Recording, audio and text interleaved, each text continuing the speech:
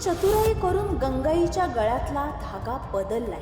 आता तिच्यावर आम्ही हल्ला करून तिला हानी पोहोचवू शकतो. पण त्याआधी आम्हाला असं काहीतरी करावं लागेल ज्यामुळे आम्ही तुळजाच्या नजरेत येणार नाही. आणि त्यासाठी एक योग्य मार्ग आमच्याकडे आहे.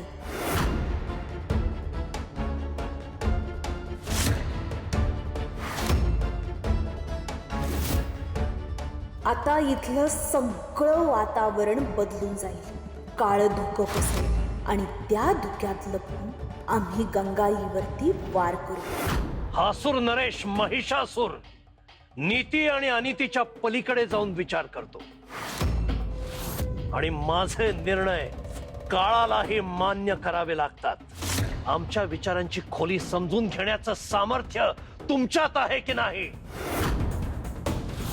आणि उत्तर नकारार्थी असेल तर केवळ आपल्या सम्राटाच्या आदेशाचं पालन करा.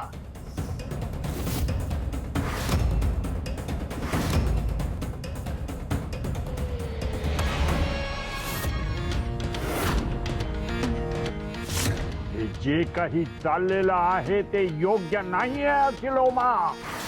स्वतःच्या माणसांपासून सत्य लपवणारा राजा बाहेरच्या शत्रूंपासून नाही तर स्वतःच्या एकटेपणामुळे हरत जातो. तू जर खरंच त्याचा मित्र असशील तर त्याला माझा एक संदेश दे. काय देते गुरु?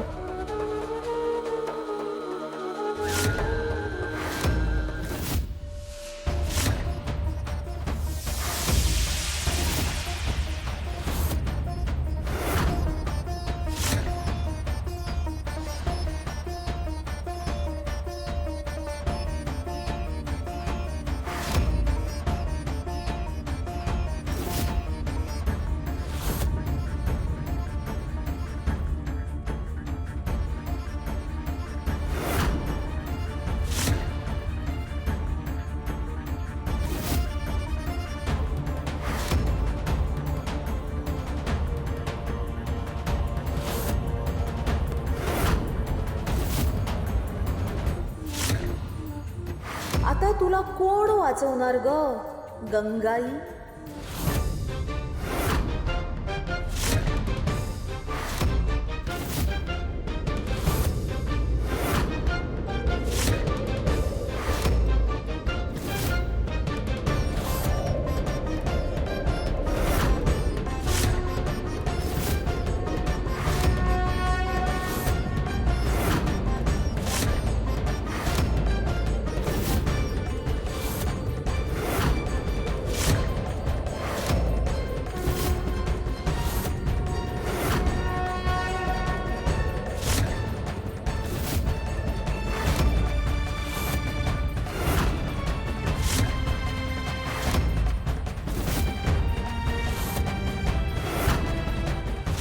कोण आहेस तू?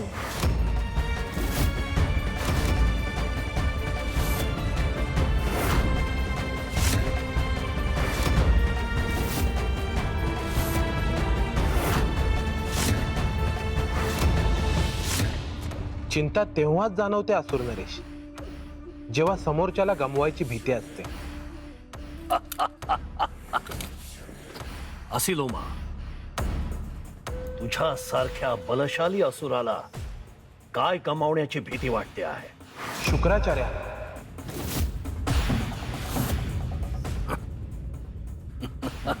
मला वाटतं शुक्राचार्यांना तुम्ही दुखावला आहात. खरं तर तुम्ही दोघेही माझ्यापेक्षा खूप मोठे आहात. आपण तर असुर कुळाचे सम्राट आहात, यात काही शंकाच नाही. पण शुक्राचार्य तेही असुर कुळाचे गुरु आहेत.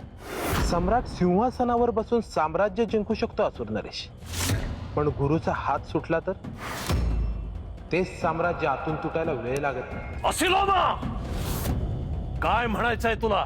शुक्राचार्यांनी तुमच्यासाठी एक संदेश पाठवला आहे. कोणता संदेश? जर त्याच्या योजनेमध्ये एखादी चूक असेल तर त्याला दाखवून देणार कोण? राजाला धोकादायक शत्रू नसतो, असती ही वेळ असते. आणि जेव्हा राजाला चुका दाखवून देणारे लोक दूर होतात, त्या वेळेला त्याचा पराभव रणांगणामध्ये नाही तर त्याच्या निर्णयांमध्ये झालेला असतो. मला भीती ह्याचीच वाटते असलोमा. ते महिषासुराचा हा वाढता उद्दामपणा असुर कुळाच्या नाशाची, अंताची नांदी आहे.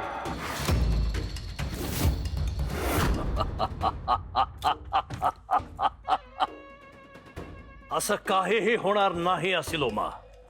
आणि आता आपल्या हाती एक असं अस्त्र आहे जे कैक पटीने संहारक, जहाल आणि भयंकर आहे.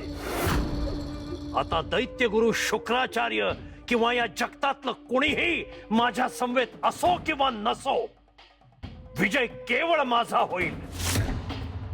कारण काही शक्ती अशा असतात की ज्या केवळ एकट्यानेच संपूर्ण विश्वामध्ये अंधकार पसरवू शकतात. आणि आता माझ्या समोर उभं राहण्याची शक्ती ना देवांमध्ये आहे ना मानवांमध्ये. मी आहे तीनही लोकांचा स्वामी, असुर नरेश महिषासुर.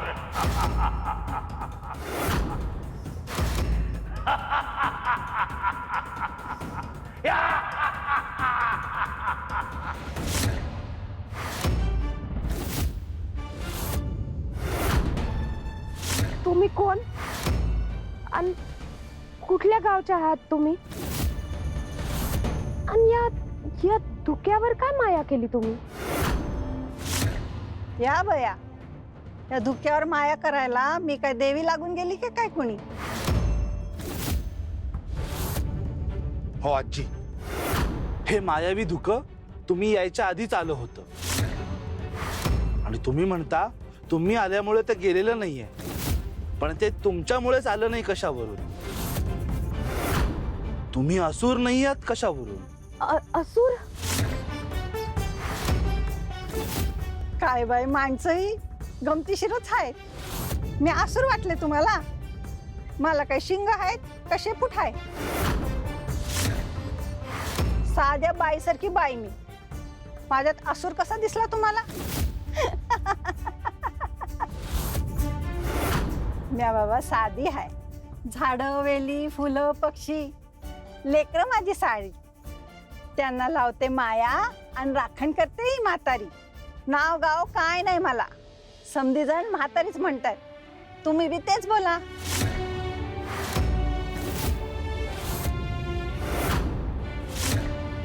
तुला बघून म्हातारपण बी लाजल. बोलायला तर बे जायचा, पण काही काम बिम करत असाल की? बाई, कसं ग मला हा प्रश्न विचारतीस? जशी तू तशीच म्या. अगदी तुझ्यासारखीच आहे बघ. प्रवासी, तुझ्यासारखीच प्रवासी आहे बघ. आपण समधीच कुठून तरी येतो, घटकाभर थांबतो, आपलं काम करतो आणि निघतो मोहर आपापल्या प्रवासाला. तशी तू आणि तशीच म्या, प्रवासी.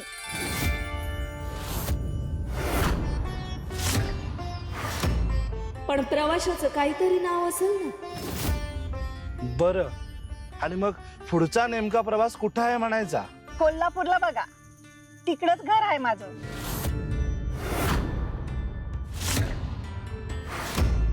कोल्हापूरला? आम्ही पण तिकडेच चाललोय. हे एक लय चांगलं झालं बघ पोरी. ही म्हातारी बी तुमच्या संगत आली तर चालेल का ग तुला?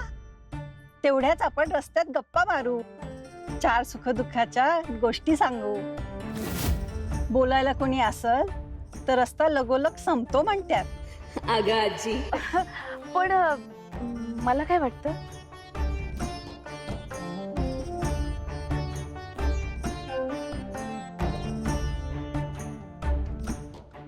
देवी, आम्हाला ही स्त्री जरा संशयास्पदच वाटते. बघा ना, तिने स्वतःची ओळख व्यवस्थितपणे सांगितलीच नाही आपल्याला. शिवाय ती आली इथे आणि धोका आलं. देवी, ही स्त्री जर का असुर असेल तर?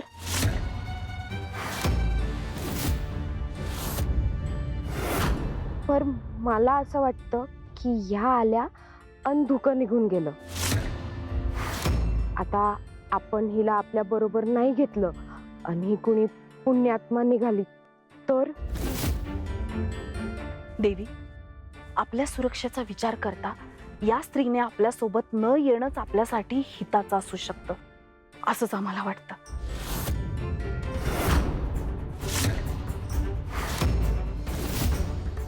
शुंभा, आई, आम्ही विचार केलाय. त्या मायावी धुक्याच्या घटनेमुळे ही स्त्री नेमकी कोण आहे ह्याबद्दलचं कुतूहल आमच्या मनात निश्चितच निर्माण झालं. त्या घटनेमुळेच ही स्त्री चांगली आहे का वाईट आहे ह्याचं एक रहस्यच निर्माण झालं आणि आम्हाला हे रहस्य उलगडायचं. त्यासाठी त्या स्त्रीला सोबत घेणे, तिच्यावर काही काळासाठी का होईना पण विश्वास ठेवणे हेच आपल्या हातात आहे. आणि चुकून जर ही स्त्री वाईट निघाली तर आम्ही तिच्याशी 2 हात करू. परंतु तिच्याबद्दल आणखी जाणून घेण्यासाठी तिने आपल्या सोबत यावं असा आमचा मानस आहे. देवी, जशी आपली इच्छा. परंतु जर का आपल्याला काही झाले तर या स्त्रीला आम्ही कधीच क्षमा करणार नाही.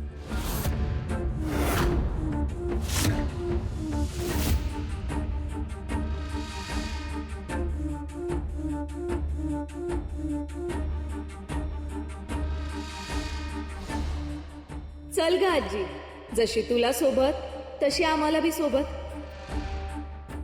नवनवीन गोष्टी आमच्या बी कानावर पडतील. बाय ग, देवच पावला म्हणायचा. चला.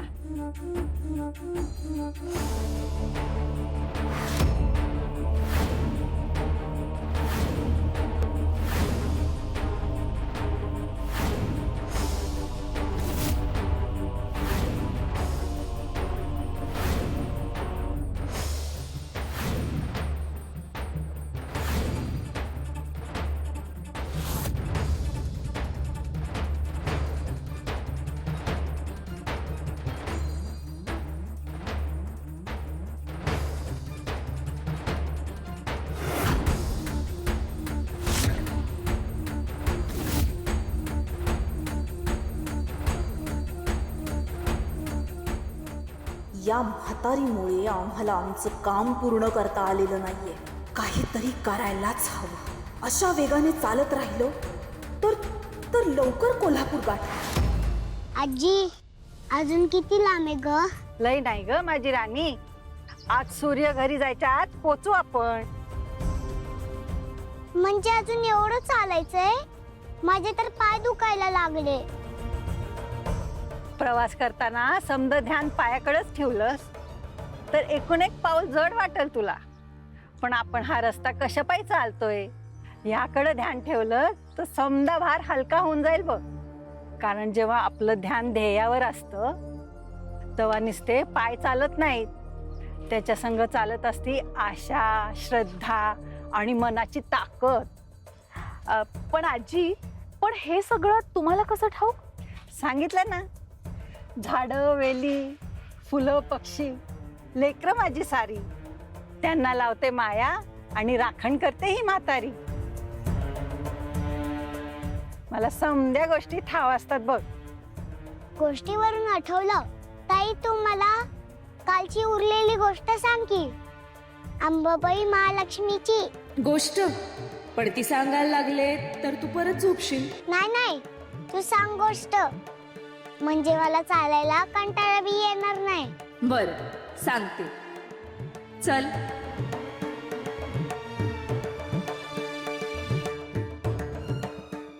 कोल्हासुराने जे वरदान मागितलं त्यानुसार देवी हिमालयात गेली. त्यानंतर कोल्हासुरानं तिथल्या लोकांचा छळ करायला सुरुवात केली.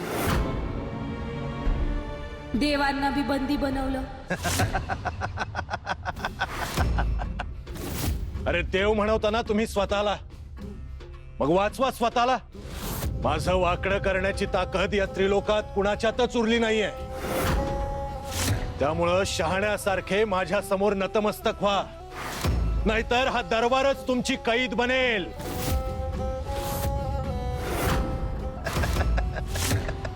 तुझा अंत निश्चित होईल कोल्हापुरा.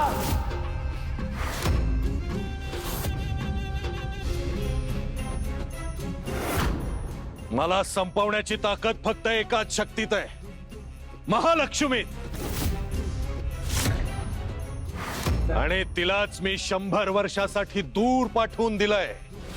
आता सांगा, माझ्या विरुद्ध उभं राहणार तरी कोण? कोल्हासूर सत्तेनं आणि अहंकारानं पूर्णपणे आंधळा झाला होता. विजयाच्या गर्वात तो इतका बुडाला होता की नियती त्याच्यासाठी शांतपणे शेवट लिहिती आहे त्याची त्याला कल्पना भी नव्हती. पण काळाचा नियम कोणासाठी बी थांबत नाही. आणि ज्या क्षणी कोल्हासुराची येळ भरली, नेमकं त्या क्षणी संपूर्ण सृष्टीत एक अदृश्य कंपन उमटलं. महालक्ष्मीने आपले डोळे उघडले.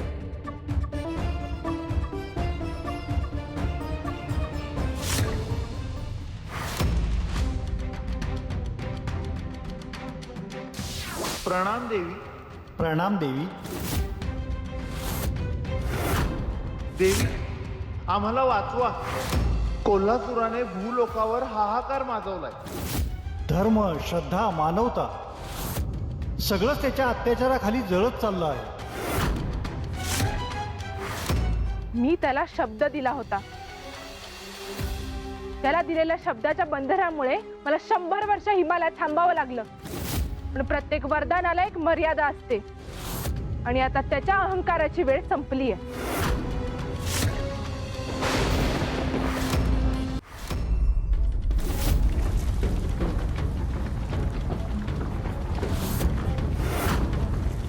ऐक कोल्हासुरा, तपाच्या जोरावर मला 100 वर्ष स्वतःपासून दूर ठेवलास, पण काळाला कोणी बांधून ठेवू शकत नाही. आता तुझी वेळ तुझ्या हातातून निसटली आहे. तुझ्या अंताची सुरुवात झाली आहे.